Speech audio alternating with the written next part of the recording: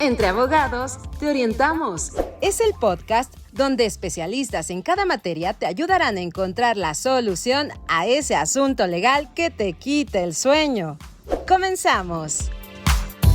¿Qué tal, amigos? Yo soy el licenciado José Luis Orrante Campuzano y estamos en el episodio número 20 del podcast Entre Abogados Te Orientamos. Hoy tenemos un súper invitado que nos va a hablar de un tema súper importante e innovador en estos tiempos que estamos viviendo. Vamos a conocerlo. El licenciado Santiago Torreblanca Engel es abogado, egresado de la Escuela Libre de Derecho. Comenzó su carrera política desde los 18 años en el Partido Acción Nacional, donde ha ocupado diferentes cargos. También se ha desempeñado en el sector público como diputado federal en el 2015 y actualmente es diputado federal y secretario de la Comisión de Reforma Política, Electoral e integrante de las comisiones de Seguridad Social y Puntos Constitucionales. Ha escrito para The Mexican Times y hoy está con nosotros para hablar de afores, pensiones y retiros. ¡Comenzamos! Bueno, pues amigos, vamos a entrar en materia. El tema de hoy son las afores y pensiones y qué mejor que tener al especialista en la materia, el licenciado Torreblanca Engel. Lo tenemos aquí. Santi, muchas gracias por haber aceptado la invitación. Muchísimas gracias por invitarme. Atesoramos que hayas aceptado. Y bueno, como siempre lo hemos dicho, del mejor especialista, ya que él participa de una manera activa en este tema. Gracias, Santi. Gracias a ti, abogado. Pues bueno, vamos a entrar en materia. ¿Qué nos puedes platicar, Santi, en relación a lo de las afores? Lo estamos viviendo actualmente, es un tema que es complejo, pero a la vez es muy importante por los puntos que se tocan. La gente no sabe ni por dónde empezar. Escucha afore y se pregunta, ¿yo me voy a jubilar así? ¿Bajo qué ley me voy a jubilar? La gente tiene mucho desconocimiento, miedo en la materia. ¿Qué es lo principal que tú debes saber, tú que nos escuchas? ¿Cuándo empezaste a cotizar? Eso es importantísimo. ¿Cuándo fue el primer trabajo en el que estuviste dado alta en el IMSS o en el ISSSTE? Porque de eso va a depender cómo te jubilas. ¿Qué pasa si empezaste a trabajar antes de julio de 1997? La ley que te aplica es la de 1973. Y tú que nos escuchas dirás, ¿y eso qué es? ¿Y eso qué importa? ¿Cómo se come? Bueno, pues las reglas son diferentes. ¿Con qué reglas te vas a jubilar tú que me escuchas que empezaste a trabajar antes del 97? Primero te van a pedir un mínimo de 500 semanas cotizadas. Ahora, si tienes más, mejor. Ahorita te voy a decir por qué. En segundo lugar, vas a poder jubilarte a partir de los 60 años. Y esa es la regla básica. Ahora, ¿de qué va a depender tu pensión? ¿Con cuánto te vas a jubilar? Pues te vas a jubilar primero con la primera base va a ser el promedio de tu sueldo de los últimos 5 años con el que hayas cotizado. Y a partir de ahí la ley te trae una fórmula que contiene 3 factores. Primero, ¿cuántas semanas cotizadas tienes? Como bien les dijimos, 500 es el mínimo. Pero entre más semanas cotizadas tengas, mayor va a ser tu pensión. Así que si tienes más de 1,250, tu pensión puede alcanzar el 100%. Segundo, ¿a qué edad te jubilas? Si te jubilas a los 60 años, únicamente vas a tener derecho a un 85% de la pensión que te hubiera correspondido. Y por cada año que trabajes tendrás derecho a un 5% más. Y en tercer lugar son asignaciones que ya son parejas. Originalmente importaba si tenías hijos menores de 25 años, si tenías cónyuge, pero actualmente la ley se modificó y es homogéneo para todos. Ahora, siguiente pregunta. ¿Qué pasa si yo empecé a trabajar después de julio de 1997? Bueno, pues tú ya eres generación Afore. ¿Eso qué significa? Tu pensión va a depender de cuánto dinero ahorres en tu cuenta individual. Cada mes, tú, tu patrón y en algunos casos el Estado aportan a tu Afore. Y se va juntando y esa Afore va generando rendimientos. ¿Qué cambios hay con relación a la ley 97? Primero, las semanas requeridas para jubilarte. Vimos que la ley 73 requerías un mínimo de 500.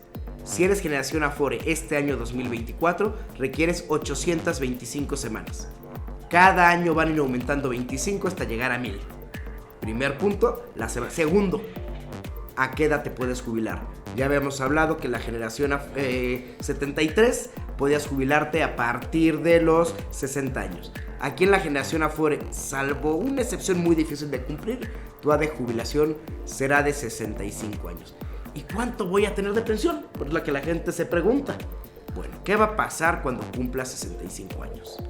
Hay de 4 sopas. La primera, que cuando cumplas 65 años no cumplas con las semanas cotizadas.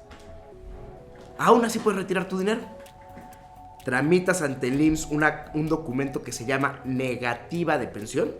Se tramita en la unidad de medicina familiar más cercana o donde te remitan. Es directamente ante el IMSS el trámite.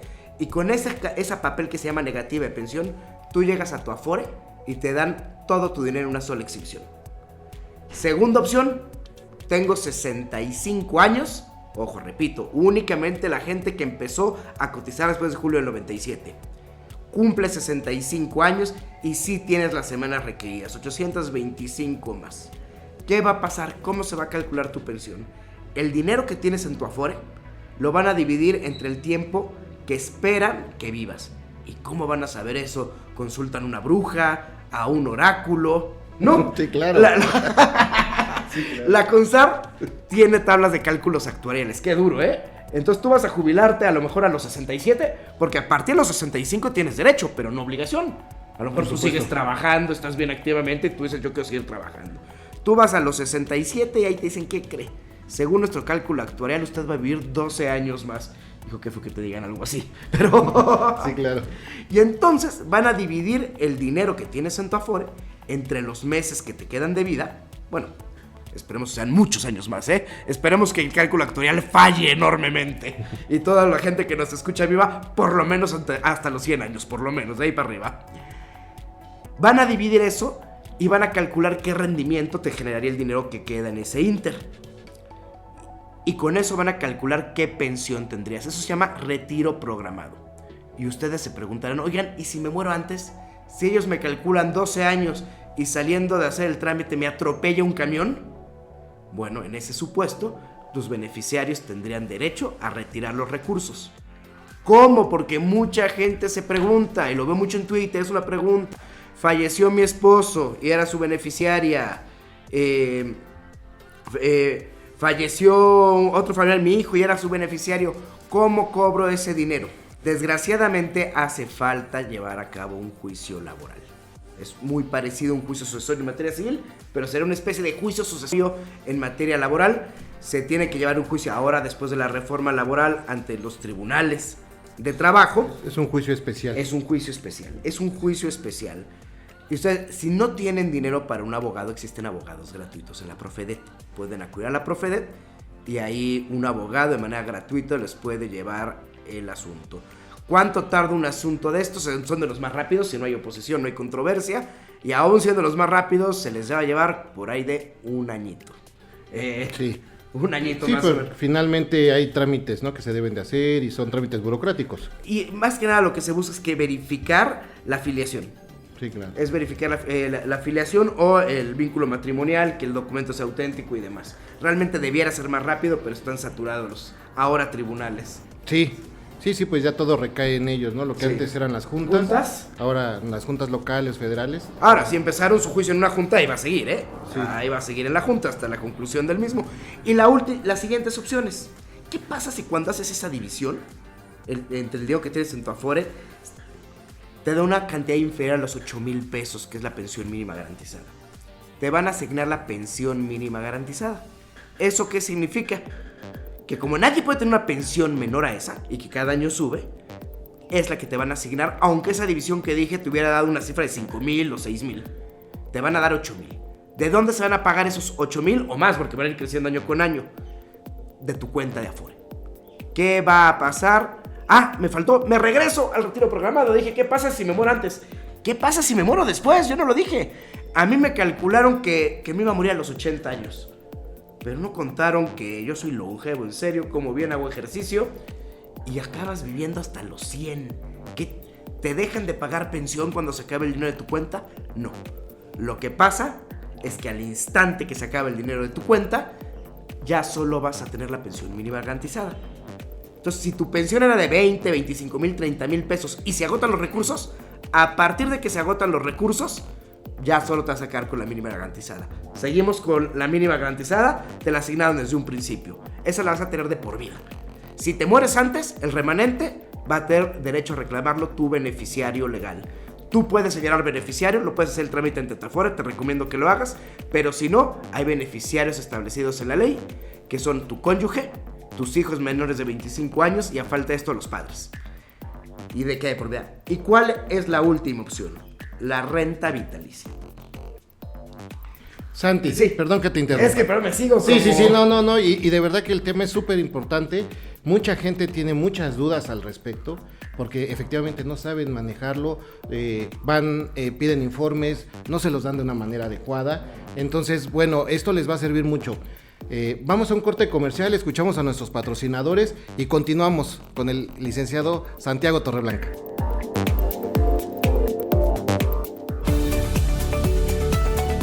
En Clínica de Rodillas, Dr. Díaz Campuzano, el 92% de nuestros pacientes no se opera. Estamos en Balbuena, Tepeyac y Roma, Ciudad de México. También nos encuentras en Pachuca y Puebla. Síguenos en redes sociales y visítanos en www.clinicaderodillas.com. En Clínica de Rodillas, Dr. Díaz Campuzano, brindar un tratamiento acorde a tus necesidades no solo es nuestra meta, es nuestra obligación.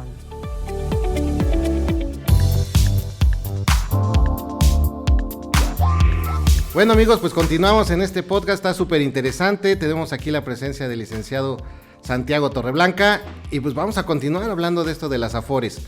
Santi, compártenos el conocimiento respecto a la renta vitalicia. Muy bien, como les decía, se basa en el cálculo de cuánto uno va a vivir y cuál es la pensión que uno va a tener.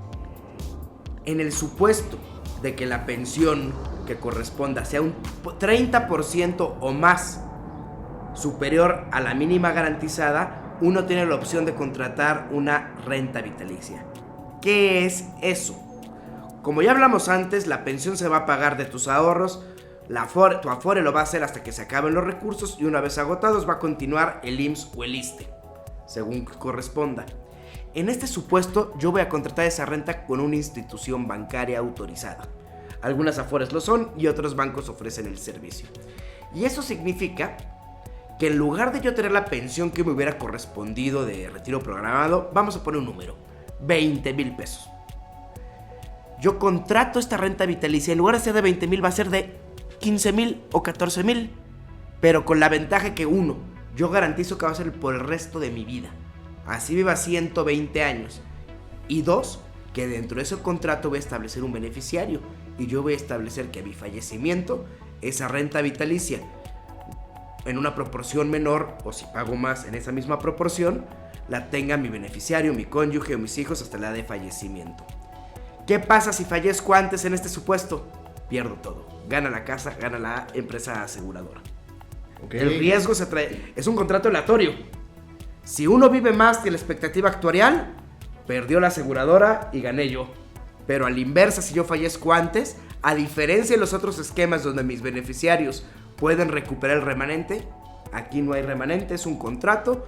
Yo le doy el millón y medio que tengo a la aseguradora en una sola exhibición. Ellos se comprometen a pagarme una renta vitalicia de 20,000 pesos, pero ese dinero ya no es mío, ya pasó a ser parte de la aseguradora que adquirió ese compromiso vitalicio. Fuera del aire me llegaron algunas preguntas. Me preguntaban, una pregunta muy específica es, ¿qué es eso de la modalidad 40? Ahí nos tenemos que regresar a la ley anterior. Eso únicamente aplica para personas que hayan empezado a cotizar antes de julio de 1997.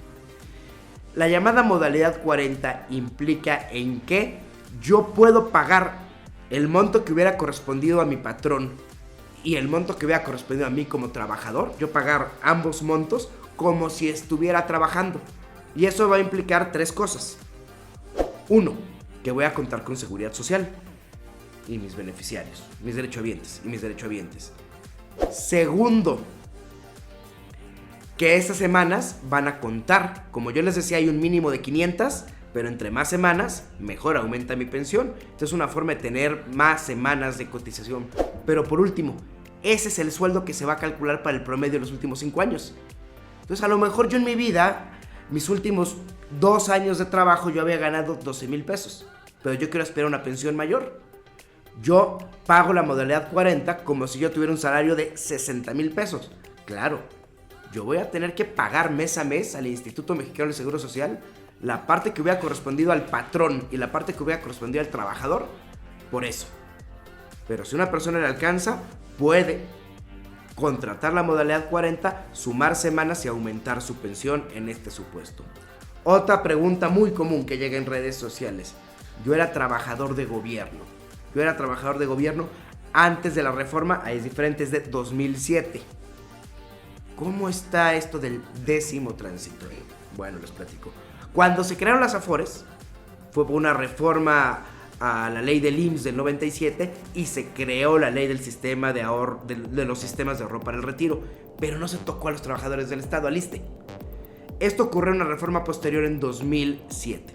En 2007 se estableció que todos los trabajadores, incluidos aquellos al servicio del Estado, tendrían Afore. Pero dentro de los transitorios de la ley se establecieron varias cosas. La más importante, se dijo, toda la gente que actualmente es derechohabiente del ISSSTE va a contar con 1 año para optar si se mantiene en el régimen anterior o si migra al régimen de Afores. Eso sí, si te quedas en el régimen anterior, no te va a aplicar la ley en ese entonces vigente al 100%. Va a aplicar con ciertas características y limitantes que están reguladas en el artículo 10º transitorio de esa reforma. Por eso la pregunta dice, ¿qué es 10º transitorio? Bueno, cuando sale una ley, cuando se promulga una ley, contiene artículos transitorios. Cuando va a ser su entrada en vigor y algunas cuestiones precisamente que regulan ese tránsito entre una ley y otra. Ese es uno de los casos. ¿Y qué se estableció ahí? Que si tú estabas trabajando en ese momento en el servicio del Estado, en el gobierno, y optaste por mantener la ley anterior, hay pequeñas modificaciones. ¿Cuáles son estas? Primero, hay un tope. 10 UMAS. Nadie puede cotizar ni jubilarse con un monto equivalente superior a las 10 UMAS, unidades de medida y actualización. Hoy en día están por los 32,000 pesos, suben cada año. Segundo punto, en la ley anterior bastaban los años de servicio y no había una edad mínima. Bastaba que una persona tuviera 30 años de servicio para que tuviera derecho a jubilarse sin importar qué edad tuviera. Y en ese 10º transitorio se calculó ir aumentando la edad. Ahorita en 2024 no sé cómo vaya, pero ha de estar por los 58, 59 años. Y eso creo que es el régimen general ahorita, A lo mejor hay más particularidades, pero en general así está. Es el de las cuentas individuales, ¿no? Le llaman las Afores, cuentas individuales. Cuentas individuales en el gobierno o los que están en el 10º transitorio, que bueno, es el viejo régimen y lo que acaba de comentar. Oigan, pero hay un tema muy interesante que comentar sobre el tema de las UMAS. Las UMAS se crearon apenas, es bastante reciente, en el 2012, ahorita lo checo bien. Sí, no es muy antiguo, debido a que por el incremento, ¿no?, del salario mínimo. Así es, ahorita les platico por qué fueron las UMAS. Una razón por la que no subiera el salario mínimo era porque todo estaba referenciado a ella. Multas, sanciones, sí, todo los créditos hipotecarios. Y entonces el gobierno decía, si yo aumento el salario mínimo, me voy a llevar entre las patas a quien está pagando un crédito en el IMSS o en el Infonavit, y a la gente que está pagando multas. Yo no puedo subir el salario mínimo por eso. Y se tomó la decisión entonces de desvincular el salario mínimo de la inflación. Y para eso se creó la UMA. Pero la UMA fue en el sexenio de Peña Nieto, pues no me acuerdo el año concreto. El punto es que en el 2007 no existía. Entonces realmente el artículo 10º transitorio dice salarios mínimos, con un tope de 10 salarios mínimos. Cuando se hace la reforma de las UMAS, que me parece ser que es en el 2012, 13 o 14, en el transitorio establecen cualquier disposición de la legislación federal o local donde haga referencia a salarios mínimos, se entenderá que se refiere a UMAS, Unidad de Medidas y Actualización. 2016, qué bueno, 2016. Perfecto, gracias. Entonces, ¿qué dijo ¿Qué dijo el ISSSTE? Ah, claro. Dice toda referencia, ahí me incluyo yo. Y por lo tanto, a partir de ahora yo voy a pagar pensiones no con un tope de 10 salarios mínimos, sino de 10 sumas de conformidad con el transitorio que las crea. Evidentemente fue un tema que llegó a los tribunales. Sí, porque la cantidad cambia. Pero radicalmente. Por ejemplo, actualmente 10 salarios mínimos, estamos hablando de 60 y tantos mil pesos mensuales y 10 sumas de 31 mil pesos. Estamos hablando de una cifra Casi el doble. Del doble. Estamos de casi el doble o hasta un poquito más del doble. Sí, claro. Obviamente el asunto llegó a los tribunales. Bueno, primero a la Junta, en esa época todavía la Junta, y salieron laudos contradictorios. De verdad, algunos laudos le dieron la razón al trabajador y algunos laudos le dieron al trabajador al ISSSTE. Y sobre esos laudos se fueron al juicio de amparo. ¿Y qué pasó en los juicios de amparo? Pues que la mitad de los colegiados dijeron una cosa y la mitad otra. Sí, porque cuestión de interpretación. Es una cuestión de interpretación. Se basa en nuestro sistema. Una interpretación. Finalmente, ¿qué pasó?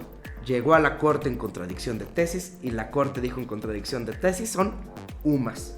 ¿Cuál es el criterio de los que decían que eran UMAS? Decían, la pensión, si bien está vinculada a un derecho laboral, es diferente al salario mínimo únicamente cuando hace referencia, cuando se creó la UMA, hace referencia única como medida de salario. No cualquier otra medida administrativa relacionada al salario, como pudieran ser prestaciones o la propia jubilación. Y la otra postura te decía, no, es un derecho laboral y debe interpretarse lo más favorablemente al trabajador. Y por lo tanto, al ser la pensión un derecho vinculado al trabajo, debe interpretarse por salarios mínimos. O sea, las dos tenían algo de razón. Sí, por supuesto. Pero miren, estemos de acuerdo, ¿no? Ya lo dijo la corte y se quedó en UMAS. Se pronunció. Y se quedó en UMAS. Santi, ¿te parece si continuamos con esta linda charla que estamos teniendo? Está muy interesante. Vamos a un corte comercial, escuchamos a nuestros patrocinadores y continuamos con ese tema de las sumas. Sale, vale. Gracias.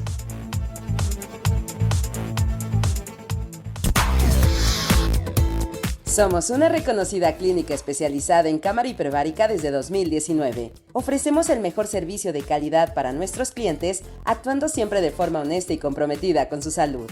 La oxigenación hiperbárica es un tratamiento médico no invasivo. Sesiones en cámara hiperbárica te ayudan en casos de dolor lumbar y articular, migrañas, pie diabético, úlceras, quemaduras, heridas postquirúrgicas, heridas crónicas, heridas traumáticas, infecciones necrotizantes agudas. La terapia de cámara hiperbárica ayuda a salvar vidas. Visítanos en camarahiperbárica.mx. Haz una cita llamando al 5522 11 1663.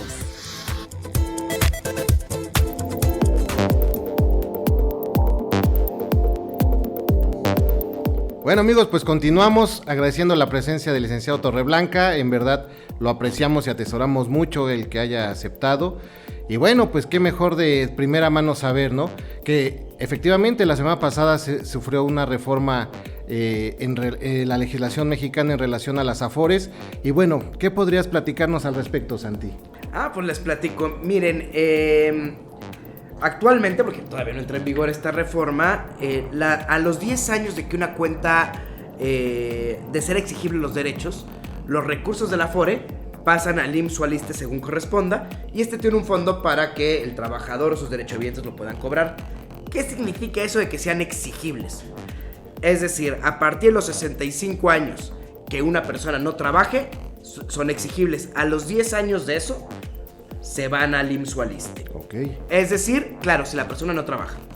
Si una persona de 65 años no trabaja, a los 75 años, y no se jubila, ojo.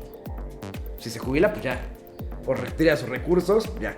Pero si una persona de más de 65 años no trabaja, no se ha jubilado y transcurren 10 años, se va al IMSS o al ISSSTE, quien tiene que tener un fondo de reserva para pagar eso si llega el trabajador a cobrar su dinero, porque el dinero es del trabajador. Sí, claro. Bueno, pues en la Cámara de Diputados pusieron que a los 70 años se aprobó, sin importar si trabajas o no trabajas, sin importar si estás de acuerdo o no, transfieren tus recursos ahora a un fideicomiso público que le llaman Fondo de Pensiones para el Bienestar. Esa es la idea crucial de la reforma aprobada. A mí no me gusta porque hay gente de 70 años que trabaja y puede decir, oye, ¿por qué me vas a obligar a que mi dinero se vaya al Fondo de Pensiones para el Bienestar si yo lo quiero tener en Profuturo, en Sura, en Siglo XXI o en la que a mí me dé la gana? Porque ahí me dan el 6% de rendimiento y en el fondo yo no tengo garantía de cuánto me va a dar. Claro. Entonces me pareció un poco agresivo y que se mete con la propiedad privada. Ojo, tampoco pierden su dinero, ni conforme a la legislación vigente, ni conforme a estos cambios. Siempre uno puede llegar a recuperar el dinero o nuestros derechohabientes. Ah, ok, perfecto. Qué bueno que lo señalas porque en verdad era una de las cosas que sí estaba en confusión, ¿no? La gente decía, ¿qué va a pasar? Los medios de comunicación también, pues se espantan, ¿no? Y como no dan una explicación como tal, no, pues ya el dinero no va a estar aquí, ahora va a estar en otra bolsa. Entonces se queda la gente de bueno. No, sí está mal, pero no es catastrófico. Es como, porque es el ejemplo que yo ponía. Es como si tú tienes tu cuenta en Santander, en Bancomer o en Citi, y de repente te dicen, oye, por cumplir esta edad tu dinero se va a ir al Banco del Bienestar. Ahí lo puedes seguir utilizando. Oye, pero yo no escogí el Banco del Bienestar. Claro. Yo escogí mi banco particular. ¿Por qué me haces eso? No, pero puedes ahí cobrar tu dinero. No es que lo vaya a cobrar o no. Es que yo decido dónde está mi dinero. No tomes decisiones por mi gobierno. Ese es el punto crucial. Exactamente, porque ya había mucha apertura, ¿no? Precisamente de, bueno, ya no quiero estar en un banco, puedo cambiarlo a otro. Sí. Y sin tema, ¿no? Sin tema. Y ahorita pues ya va a estar acá, quieras o no quieras. No quieras. Pues es violatorio, ¿eh? Okay. Que la persona que quisiera después de 70 y no se quisiera jubilar y quisiera tener el dinero en su Afore, sin problemas va a ganar el juicio de amparo. Ok, sí. Como una medida de protección, la gente que quiera hacerlo, bueno, pues tendrá que acudir al juicio de amparo. Al juicio de amparo o ya jubilarse. Ellos van a decidir. Sí, a lo mejor dicen, no, mira, ya me jubilo. Ya prefiero jubilarme, estar en juicio. ¿Podríamos tomarlo eso como una medida también de presión para mucha gente que se jubile? Sí, ¿y sabes qué es lo malo? Ok. Es un desincentivo. Y qué bueno que tocas el tema. Se debe incentivar al adulto mayor que está sano y que así lo quiera a que siga trabajando el mayor tiempo posible. Claro. Primero porque por su experiencia va a aportar mucho y tiene todavía mucho que aportar a la sociedad. Pero segundo porque le va a convenir el mismo. Porque al aportar más años a su jubilación, su pensión va a mejorar. Este tipo de medidas desincentivan el seguir trabajando. Prácticamente estás incentivando a que el trabajador se salga antes de la vida laboral. Sí, es hasta discriminatorio, es una medida de presión para sacar del mercado laboral a los adultos mayores.